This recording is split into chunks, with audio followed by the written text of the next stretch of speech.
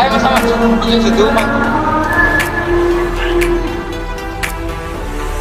Oh jawab Pak Sukron. Wah, Assalamualaikum warahmatullahi wabarakatuh. Bismillahirrahmanirrahim. Nahmaduka ya ghafuru ya syakuru wa salli wa sallim barik ala sayyidina maulana Muhammadin wa ala alihi wa sahbihi asma'in amma ba'du. Teng ngersa para habaib, para ulama sedanten ingkang kula hormati, wabil khusus teng pernah Pakde kawula Ki Haji Muhammad Idris Hamid ingkang sangat berjasa tadi menyelamatkan para pejabat diaturi teng dalam kalian Pakde Idris kersane mboten diamu Pak Sukron. Niku tak anggap prestasi terbaik di hal ini. Terus kula siap jadi korban ngajak Mas Sama kalian Mas Aziz sing ben diamuk ben ono. Alhamdulillah wau diseneni kena khitab nahi mungkar sing kereng. Terus kula niku kadang-kadang nggih saged kereng, tapi kereng kula niku sisi ilmiah. Sisi ilmiah yang ekstrim. Jadi negara ini atau umat Islam ini nggak boleh dilatih, difasilitasi Gus Ipul. Nanti agama ini menjadi bergantung wali napa kota. Saya ingin agama seperti zaman Pak Hamid, izul mu'min qiyamuhu billail, atau syaraful mu'min qiyamuhu billail wa izuhu istighna'uhu anin nas. Terus sing terkos dan tentang mriki nak bengi tahajud terus yakin sujud itu kenangan terbaik, aset terbaik. Sehingga jenengan ra perlu hasud, aku ora wali kota, aku ora kiai gede, aku ora mubalek populer, karena sudah punya nikmat sing khairan minad dunya wa ma fiha. Terus mengke Menteri Keuangan nggih kepenak, Menteri Wados Saumasana sih kepenak, mergi mboten dituntut macam-macam, orang asik dengan tahajud, dengan sujud. Tapi kalau masyarakat kita ada asik dengan tahajud, ya asik dengan sujud, penggaweane demo nuntut pemerintah. Terus solusi bangsa ini tidak sekedar pemerintah itu baik, pemimpin itu baik, tapi rakyat juga baik. Kula nate matur teng Ki Hasib putranipun Bapak, kebaikan konsensus itu dimulai dari kita. Misalnya barokahnya orang Indonesia itu sholat. Itu banyak orang yang punya anak cantik itu dilamar orang kaya tidak mau, hanya karena yang kaya raya ini tidak sholat.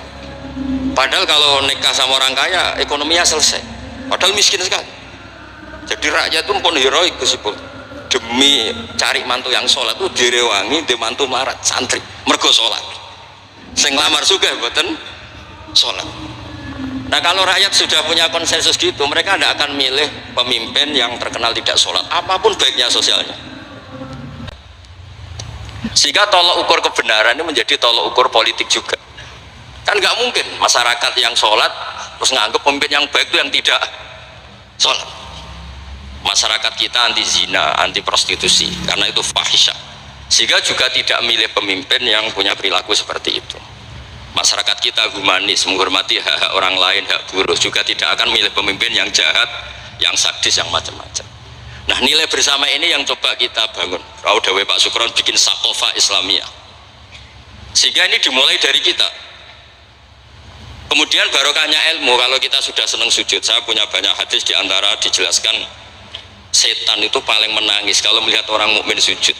Kata setan itu, gara-gara sujud saya dikeluarkan dari surga karena menolak sujud tadi. Kalau niku Mbak Idris nanti tentang beberapa daerah yang luar biasa susahnya. Niku barokah buatan bergantung wali kota Pak Ibu. Kalau jadi kiai gede paling nyesal itu satu. Kiai kecil itu di daerah-daerah tertinggal itu mendirikan masjid. Kiai nak pun gede kados kula diundang ning masjid disangoni kas masjid. Wong niku nyesal kula temengeran montek kabeh. Sing kiai cilik melarat muassisul masjid, banil masjid, sing kadang kiai gede kados kula disangoni dhuwit kotak masjid. Lha sing kiai cilik iku gawe masjid, sing kiai gede entuk kok masjid.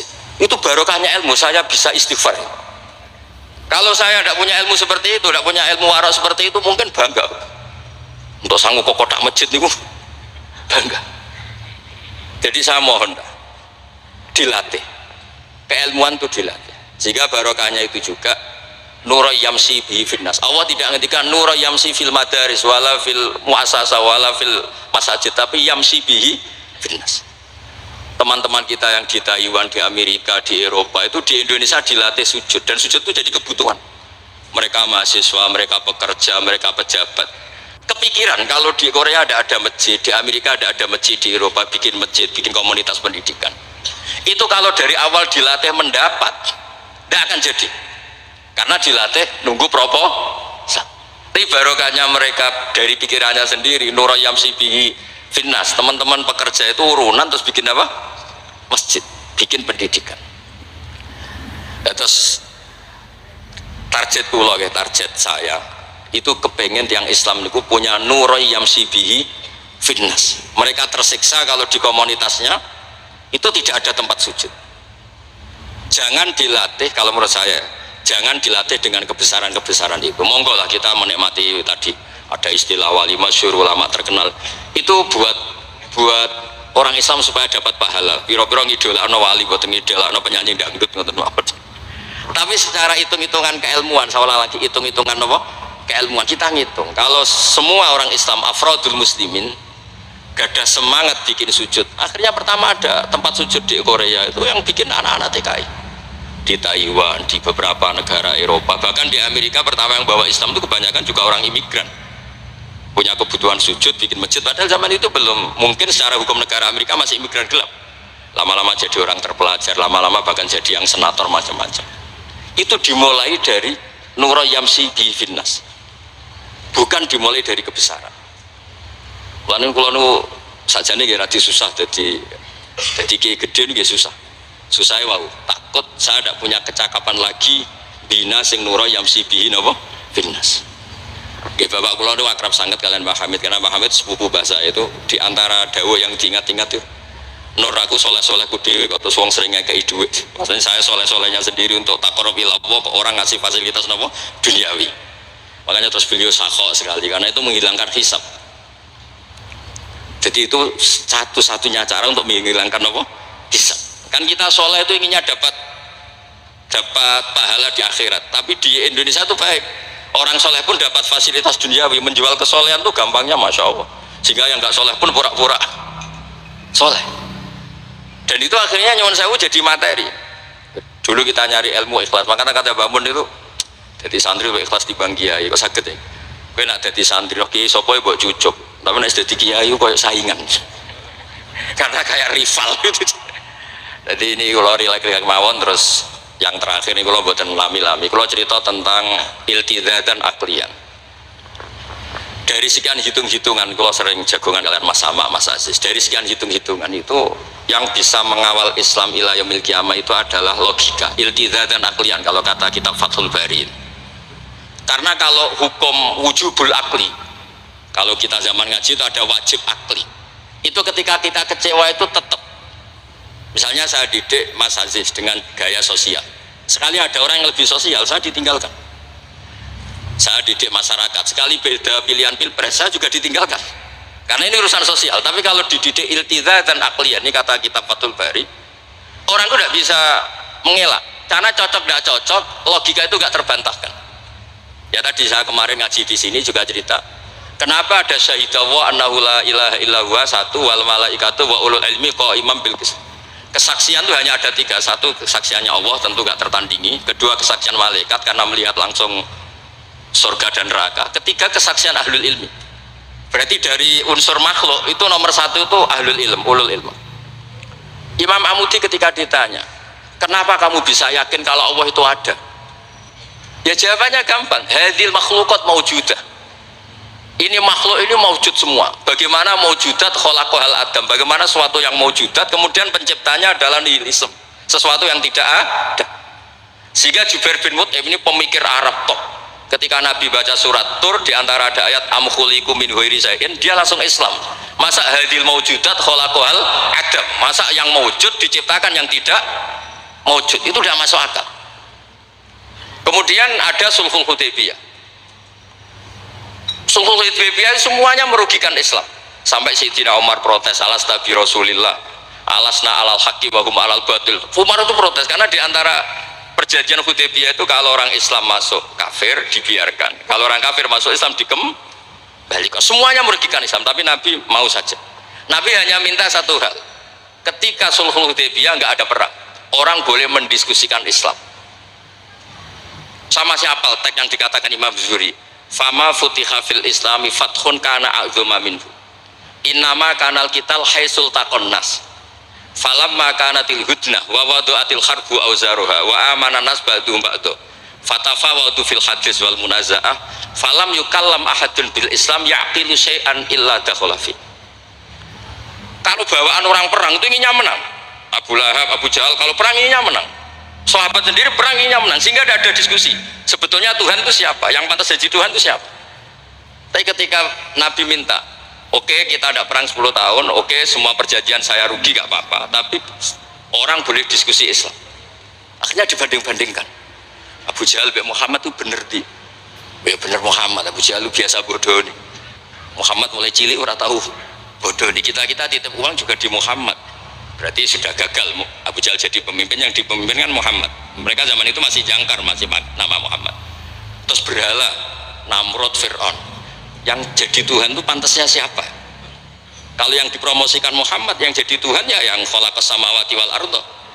Terus Nabi Muhammad juga menantang, ara'aitum ma tad'una min dunil aruni ma khalaqu minal ardi am lahum syirkun fis samawat. Ada kualifikasi jadi Tuhan, syaratnya apa? Dia pencipta langit, pencipta bumi, dia pencipta air, dia ini itu. Abu Jahal enggak, berhala-berhala enggak, Lata Uzza enggak. Akhirnya semuanya masuk Islam gara-gara barokahnya apa? Diskusi. Makanya di Quran sering ada kul ara'aitum, dan Allah mempersilahkan di diskusi itu. Makanya kata Imam Zuhri, falam apa itu tadi, fatafawadu fil hadis wal munaza'ah, mereka debat terbuka.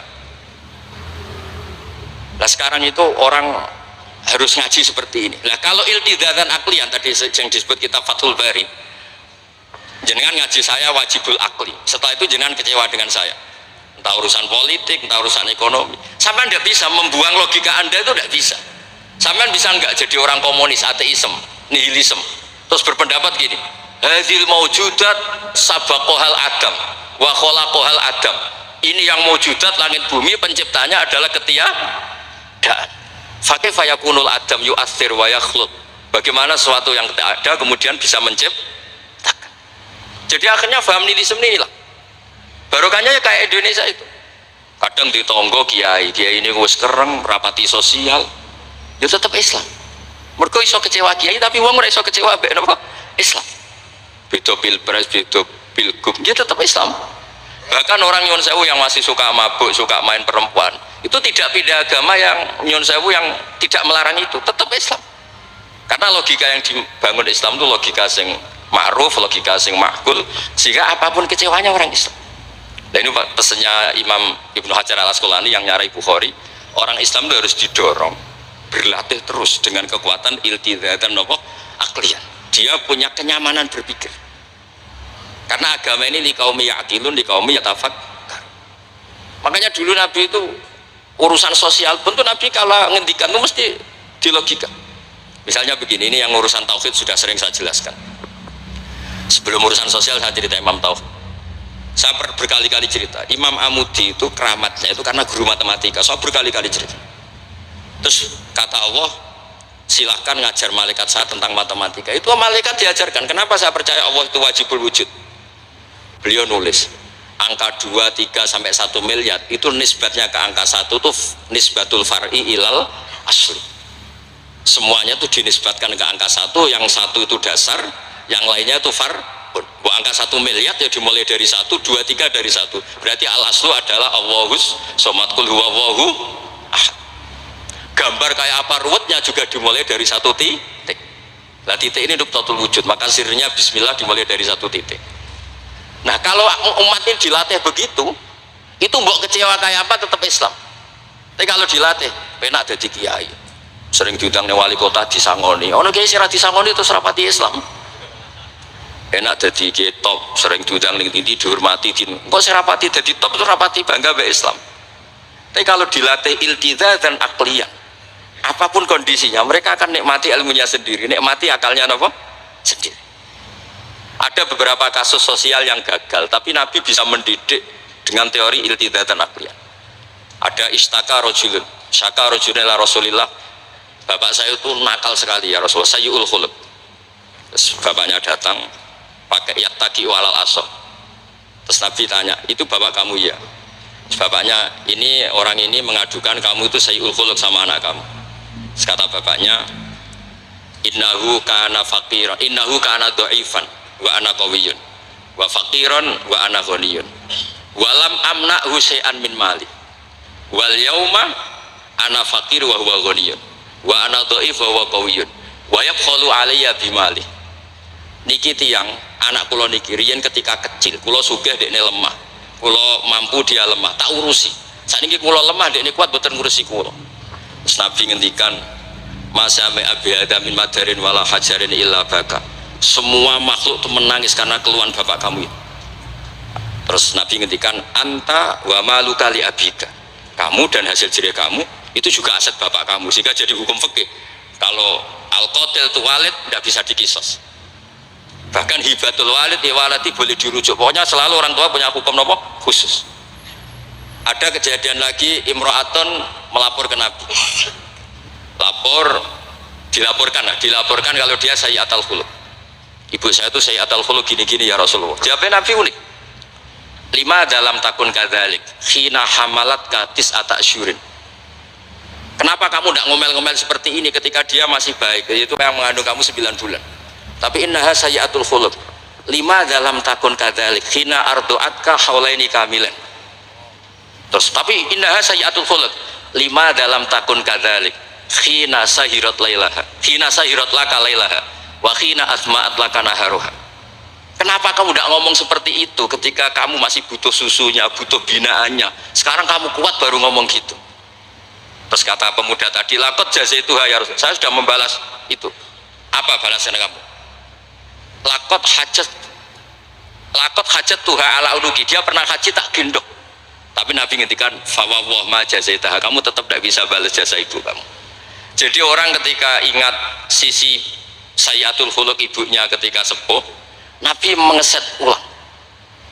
Apa seperti itu? 5 dalam takun kadzalik. Kenapa ibu kamu tidak sayyi'atul khuluq ketika hamalat katis atasyurin? Kenapa saat itu kamu tidak digugurkan, dibuang ke kali daripada di anak akhirnya gak aku jasanya orang tua?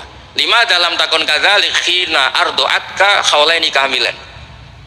5 dalam takun kadzalik khina tadi sahirat laka lailaha wa asma'at laka naharuha. Itu Nabi.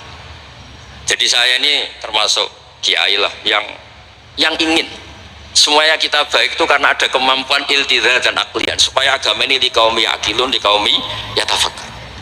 Kalau agama ini dijual dengan isu-isu sosial, itu bahayanya itu orang-orang kecewa. Loh, saya itu akrab sama Gus Pul, belum pernah main ke wali kota, bukan sok-sokan zuhud. Mau nak disangoni, terus suatu saat disangoni sedarani medit, terus kurang suguhannya tersinggung, terus ribet-ribet. Pokoknya agama kalau dijual sosial itu ribet, karena terus tuntutannya itu mukafaah. Makanya Nabi itu dulu pinter sekali kalau misalnya masalah zina. Ada pemuda itu hiperseks, nggak bisa Islam, karena kalau Islam itu melarang zina. Akhirnya geger, istadzana fi zina. Saya mau masuk Islam tapi boleh zina. Geger kan sahabat menghalau supaya gak sowan Nabi. Ketika geger-geger Nabi tahu itu ada apa? Ada pemuda mau masuk Islam tapi yastazinu fi zina, dia harus boleh zina. Kata Nabi, mah suruh sini. Betul kamu pemuda yang mau masuk Islam kalau tetap boleh zina? Ya Rasulullah, saya ini diperseks, saya ini. Kata Nabi ngendikan pertama itu atuhibbuhu li ummik, kamu suka anak ibu kamu jadi demenan orang? Ya tidak suka ya Rasulullah. Atuhibbuhu li bintik, kamu suka punya putri yang jadi demenannya orang? Ya tidak suka Nabi. Terus atuhibbuhu li kholatik, atuhibbuhu li ammatik. Terus dia selalu jawab walan nasuhibbuna, semua orang tidak suka kalau ibunya begini, putrinya begini, gini. Terus kata pemuda tadi, demi Allah, saya belum keluar dari majelis Rasulullah, tidak ada sesuatu yang abghada syai'in ilayya min zina, tidak ada sesuatu yang paling saya benci kayak zina, karena diset. Ya sama seperti kita mungkin yang jadi kiai-kiai gede itu dalile al yadul ulya khairun min sufla, tapi prestasi dari kiai ini entuk ora tahu memberi. Ya sama seperti yang jawaban Pak Sukron Makmun, dulu kiai-kiai dulu itu berjasa, sekarang kita itu makan apa? Jasa. Jadi ini ya tadi karena saya ingat betul di antara wasiatnya Pak Hamid, itu masih sepupunya mbak saya itu ke bapak saya, ke aku itu soleh-soleh ku dewe tak golek ridane pangeran, tapi wong dihormati koyo ngene. Kadang beliau itu sembunyi karena dengar mau ada orang ngasih uang. Itu yang diceritakan abahnya Mas Arwani Pak Taifur. Pak Hamid itu sembunyi, ditanya sama Balik kok sembunyi kayak ngopo. Iku ana wong ngenteni aku pengen kei dhuwit. Lah niku kiai-kiai jarang wani crita niku mergo ya ketoke kok piye. Ndelik ambek wong sing ape ngekei dhuwit. Mulane kula ana wong medhit iku seneng. Kula niku dadi kiai sing salam tempel iki kathah. 100.000 ya njaluk swarga, 1 juta ya njaluk swarga. Nak Gus Ipul 5 juta njuk dadi presiden, wah malah larang meneh. Mergo logika kula logika sederhana. Nek ana wali santri kok lomo ya tak dhuwit tak nggo apa lah. Riyen Pak Hamid nek dikei dhuwit macam-macam niku wonten sing tangklet. Itu kan dhuwit yang macam-macam Pak Hamid. Engko ora ana gunane, ya terus dikasihkan fakir miskin. Nek ana wali santri medhit kula nggih seneng. Ngringakno hisab. Ya ora pesen swarga. Lah itu ilmu namanya. Disenengi wong ya enak, dimedhiti wong ya enak. Mergo wong 100.000 njaluk swarga atok sena salam templek gak nuntut apa-apa kan. Saya itu pengagum Imam Syafi'i ya karena ilmiah. Imam Syafi'i itu ditanya orang, tadi orang yang cium tangan anda, yang hormat anda, di luar tuh ngomel-ngomel ngerasanin anda. Jawab Imam Syafi'i lucu, berarti saya wibawa, buktinya depan saya ada berani. Dianggap enteng mohon, berarti saya wibawa, buktinya di depan saya tidak berani. Ada orang lagi, itu separuh kampung tuh tidak suka kamu. Jawab Imam Syafi'i enak, malah enak utang. Berkona seneng gue macam-macam kan. Man ahsana ilaika faqad qayyadaka wa man asa ilaika faqad atlaqaka. Orang yang baik dengan kamu itu ngikat kamu. Tapi kalau orang yang jelek sama kamu, atlaqaka, membebaskan kamu. Kamu naik Alphard gak perlu monggo nak badhe derek, ora cocok, lewat saja kan. Jadi itu Imam Syafi'i. Jadi dunia itu dianggap enteng saja. Ada seorang Habib alim alama diceritain orang. Dulu saya kaya tuh teman-teman main ke sini, tapi setelah saya jadi kuli pasar gak ada yang main ke sini. Dikandani sama Habib itu malah bagus tuh. Nak kancamu sing sugih tetep nilai kue, malah nonton kue pas dadi pangkul guru pasar. Malah kue isin juga delok-delokan. Jadi monggo sing nampi melarat koncone do mirip malah alhamdulillah. Anak sering dolan malah sampai isin perkara juga delok-delok. Itu ulama dulu. Jadi fenomena sosial itu diamati enteng saja. Makanya kalau sering ngajari, nak bojomu ngamuk sing syukur. Nah, kok saged syukur? Malah raja lu blonjo. Nak lagi harmonis malah ngajak ning mall balang malah mahal. Jadi apa ya? Saya tuh ingin keilmuan ulama dulu tuh ya kayak hikam. Hikam tuh udah ada yang nggak baik. Enteng saja. Mata a'toka asyadaka birrah wa mata mana'aka asyadaka qahrah. Kalau Allah sedang memberi kamu, anggap saja Allah ingin memperlihatkan kalau dia itu al-barur rahim, dat yang baik. Wa mata mana'aka asyadaka qahrah. Kalau Allah tidak mengasih keinginan kamu untuk menunjukkan kalau Allah itu al-qahar, al-jabbar, dat yang nggak bisa diintervensi. Sama di pangeran dirayu sepuhe gelem kan sawangane murahan. Sekali-kali egois gak dituruti. Makanya wa mata mana'aka asyadaka qahrah. Jadi enak saja pas dikasih Allah, ya Allah itu ya kiai yang sering dongo ya bagus menunjukkan lemahnya. Tapi banyak juga kiai yang dongo itu sepisan terus sudah. Wa innama yunabbahu man yajuzu alhil ikhfal, yang bisa diingatkan itu orang yang mungkin lupa. Doa kemarin Allah masih ingat, kok tak ingatkan lagi itu gimana? Wong Allah tidak lupa. Kalau nanti ngalami usul niku teng Ka'bah bar dongo sampai 2 hari pe dongo mboten saged. Mergo isin pe pangeran wingi ya ijek eling apa tak baleni meneh. Itu jenis wa innama yunabbahu man yajuzu alil ikhfal, yang boleh diingatkan orang yang potensi lupa, padahal Allah tidak lupa. Jadi makomnya wali itu ada yang seneng dongo dalil iftiqori wa tirori, ada yang nggak suka. Nggak sukanya bukan karena tidak mau doa, karena doa yang kemarin-kemarin sudah dicatat dan Allah tidak akan apa? Lupa. Terus kalau suwun lah, ada iltidatan aklian dalam semua proses beragama kita, sehingga agama ini tidak dipertaruhkan sama hukum-hukum apa sosial. Ya misalnya kawin, nah sampean kawin kadang dibojo macam-macam. Sampean nak eling kawin sunah Rasul, aghdulil basar wa ahsanul farji, selesai. Karena itu menguntungkan kita jadi ahsanul farji.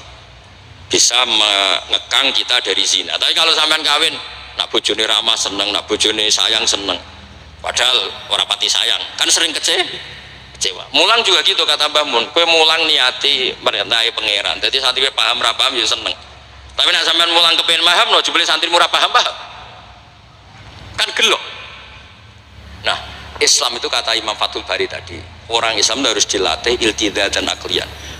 Terus kata beliau, itu yang yu'abbiru anhu syara' bi halawatil iman, itu yang dimaksud salasun mangkunna fihi wajada halawatal iman. Nikmatnya iman itu karena kita sudah menemukan apa? Iltidah dan aklian. Nggih ngoten mawon kula ni bagian logika kula kepengin jengben pun mboten sakula Mas Mama Mas Aziz niki waris wali nih. Terus waris wali ya kudu keramat, aja mbae wali terus melok keramat putune tapi ra melok dadi wali niku. Iki pun kula sekali kitab Khilatul Auliya dadi akan daftar. Niku 8 jilid.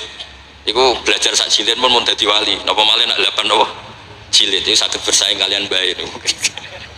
Nah. Terus Mas Sama kalau suka kitab Ithaf itu kata Mbah Mun seneng cerita kitab Ithaf dikarang Sayyid Zabidi, Murtada Zabidi itu. Kalau Mbah Hamid Pasuruan misalnya Mbah Hamid, Mbah Dimyati, terus Mbah Mahfud, Mbah Abdullah, Mbah Abdul Manan, ini awaluman lazama min ahli Jawa nih Sayyid Sinten Zabidi. Dan kitab Ithaf itu Masya Allah belum ada kitab nyarai Ikhya sampai 800 tahun kalau nggak 700 tahun. Kan Ithaf itu sekitar tahun 1300 Hijriah, Ikhya itu sekitar tahun 500 sampai 600. Niku nak nyara itu semuanya ilmiah. Yang paling saya haru itu ini sebagai penutup. Yang paling saya haru itu ketika cerita sholawat. Nabi jadi nabi itu setelah Isa dituhankan oleh penggemarnya, sampai overacting sampai Nabi Isa itu dituhankan. Monggo guys. Tapi terus Ithaf cerita kalimat sholawat tuh kalimah yang umat ini tidak akan overacting menuhankan Rasulullah Muhammad Shallallahu Alaihi Wasallam. Karena Allahumma itu pemberi, Nabi itu penerima. Kita tetap mencintai Nabi yang luar biasa, tapi tetap Allah itu pemberi, Allahumma pemberi, Nabi Muhammad penerima. Sehingga nggak akan salah posisi, yang Allah tetap Tuhan, yang Rasulullah Muhammad tetap abduhu wa rasuluh. Barokahnya redaksi sholawat Allahumma sholli ala sayyidina Muhammad, yang Allah tetap Tuhan, yang Rasulullah tetap abduhu wa rasul. Apapun senang kita pada Nabi. Nah, itu juga barokahnya apa? Makanya kata Burda yang sering dikutip Said Muhammad, kalau madah Nabi dakmat da'adhun nasorofi nabiyimi wahkum bima syita madhan fihi wa takim. Dan itu kalimat yang luar biasa, yaitu kalimatus sholawat, menunjukkan mahabbah ke Rasulullah, tapi posisinya Allah tetap al-mu'ti, Nabi tetap al-mu'ta, wa nabi wa injalla qadruh muhtajun ila rahmatihi ta'ala. Itu kata Sayyid Zabidi. Kayak apa barokahnya ilmiah? Sholawat yang redaksi kita baca terus, ternyata itu yang menjadikan hadil ummah tidak akan terperosok kayak orang-orang Nasrani. Nggih ngoten mawon, ngapunten ingkang kathah. Assalamualaikum warahmatullahi wabarakatuh.